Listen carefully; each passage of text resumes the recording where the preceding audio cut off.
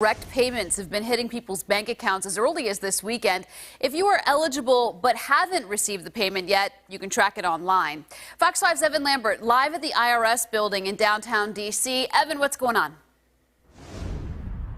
Well, Lauren, the Get My Payment portion of the IRS website is up and live now. That's where you can go to track to see when the check will hit your accounts. Of course, some people already getting it.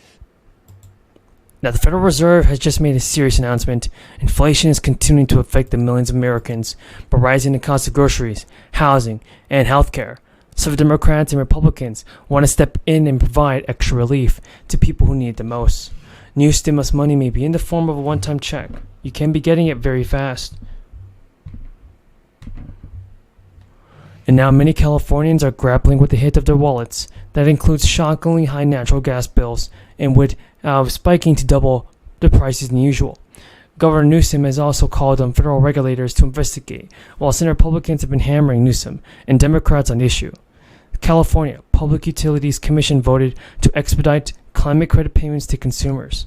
Still, lawmakers say they've been overwhelmed with calls for help from their constituents, and some gas companies, including Southern California Gas, are seeking to increase the rates next year. The cost of natural gas is likely to lead to increased electricity bills this summer because some utilities use natural gas in their power plants.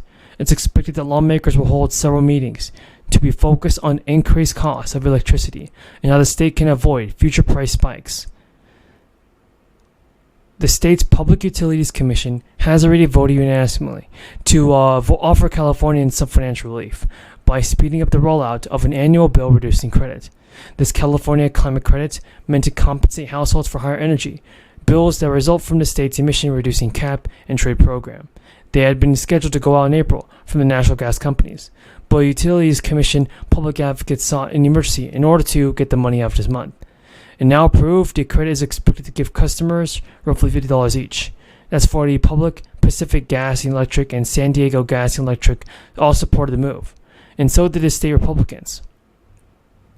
It was a year ago this month that the Federal Reserve launched its first step against inflation that had been causing the U.S. economy to downgrade for at least the previous year. And now months saw larger hikes, enough to raise the Fed's benchmark borrowing rate by 4.5 percentage points to its highest level since 2007. And as we enter the month, the rate hikes appear to have quelled some of the inflation surge that inspired the policy tightening. But the notion was that the Fed was too late to get started, and the questions are increasing over how long the central bank will take to get back to its 2% standard. And for months, Fed officials stuck to the narrative that inflation was transitionary and will be able to abate on its own. In the interim, prices soared, wages increased, and failed to keep up.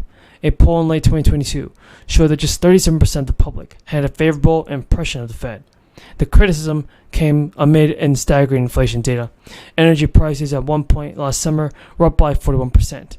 Food inflation peaked out at 11%, and pieces of individual items like eggs and other things saw huge increases. So we're just seeing inflation get out of hand, but we come to realize that stimulus is necessary for the American people to get the help they need. We have a 10 news about the fourth stimulus check, Social Security benefits, SSI, and SSDI. There's a ton of news, folks, that you guys have to know, so continue watching this. They're doing it right now. Inflation relief payments are expected to be deposited into thousands of Americans' bank accounts. Several state governors have revealed new plans for the state budget surplus, including stimulus. And for another stimulus check to arrive, Congress would have to pass a new law offering more relief. But according to experts, many Americans are struggling with this, and SNAP benefits ended in March. Increasing spending power will likely not reduce inflation. Some say that if the prices had more to spend on consumer goods, demand would continue to increase. And with supply chains not entirely straightened out from the crisis, it could lead to shortages, which would drive up prices. And according to bankingrates.com, when the crisis first began, Americans received a lot of money. So why aren't we forecast to win a massive majority in the Senate? Put aside the fact that some of these are more purple states. We should be on track to be picking up an enormous number of seats notwithstanding that.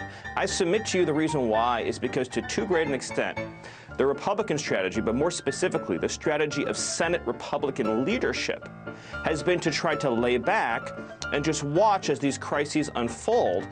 Folks, we have a ton of good news about the fourth stimulus check, Social Security benefits, SSI, and SSDI. Continue watching because you don't want to miss out on this. Now, Americans of all incomes would see their federal taxes rise under the climate and healthcare package that was negotiated between Joe Manchin and Chuck Schumer. However, the analysis that takes into account the indirect effect of the bill's provision to impose a 15% minimum tax on certain corporations.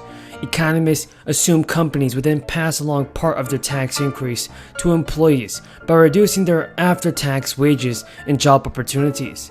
According to data from the Joint Committee on Taxation, the minimum tax measure is expected to raise $300 billion over a decade.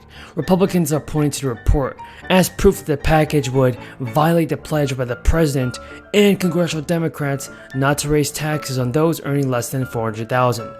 The federal taxes would increase by $17 billion on American taxpayers earning less than $200,000, and those making between $200,000 and $500,000 would see the levy jump by $14 billion. By 2031, when the new energy credits and subsidies are set to provide an even greater benefit to higher income Americans, those earning below $400,000 are projected to pay as much as 2/3 of the additional tax revenue collected that year.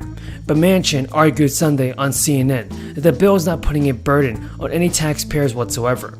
He added, "We're doing what we can to make sure we address the problems, and there are solutions to the problems we have." Manchin was a key holdout on the Build Back Better plan for more than a year, causing heavy criticism from his Democratic colleagues and advocates. Now, a bill to repeal legislation that will reduce or eliminate Social Security benefits for retired federal employees and their spouses is coming very close to a House floor vote. The Social Security Fairness Act, introduced by a representative, has more than 200 co-sponsors in Congress. That is more than enough to force a House floor vote. The bipartisan legislation would eliminate two provisions of the 1935 Social Security Act that reduce or eliminate the Social Security benefits of more than 2 million retirees. One is the windfall elimination provision, which reduced the Social Security benefits of local, state, and federal retirees who worked in Social Security covered employment.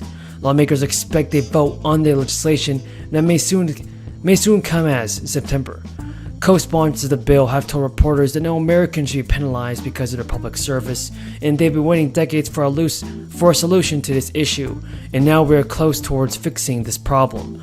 And the National Active and Retired Federal Employees Association has advocated for Congress to eliminate WEP and GPL from the Social Security Act for years. The SSA currently estimates its ability to pay full-out benefits will run out in 2035, at which point it will pay only about 80% of benefits owed to people that are supposed to get it. Thank you, Mr. President. Later tonight, the Senate will vote on my amendment, number 51.